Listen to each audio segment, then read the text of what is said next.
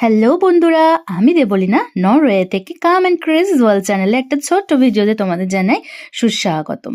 বরের ছিল অফিস ছুটি, তাই দুজনে মিলে বাড়িতে বসে অনেক ঢং করার পর ভাবলাম বাইরে একটু ঠান্ডা ঠান্ডা হাওয়া খেয়ে আসি।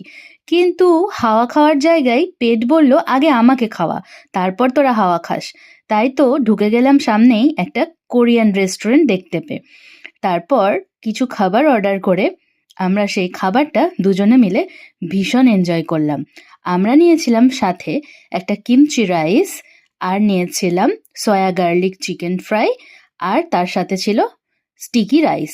ওরা কোনো ফ্রাই নিলে তার সাথে স্টিকি রাইস এমনিই দেয়। আর নিয়েছিলাম একটু কোল্ড ড্রিঙ্কস, হজম তো করতেই হবে তাই না? তো খাবারটা কিন্তু খুব ভালো ছিল আর খুব টেস্টি ছিল।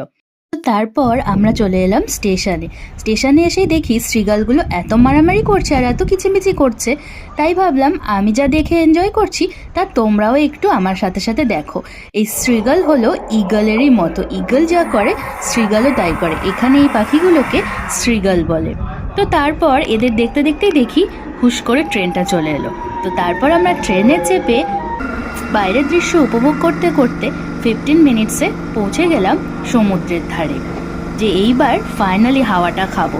ও মা, সমুদ্রের ধারে ঘুরতে ঘুরতে এত হাওয়া মনে হচ্ছিল আমাদেরকেই উল্টে মনে হয় সমুদ্রে ফেলে দেবে।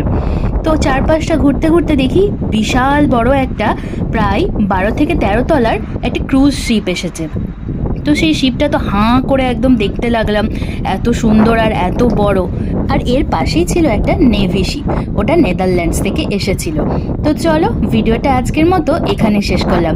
যদি তোমরা এনজয় করে থাকো তাহলে একটা লাইক করে, সাবস্ক্রাইব করে, ফলো করে আমার পাশে থেকো। চলো টাটা।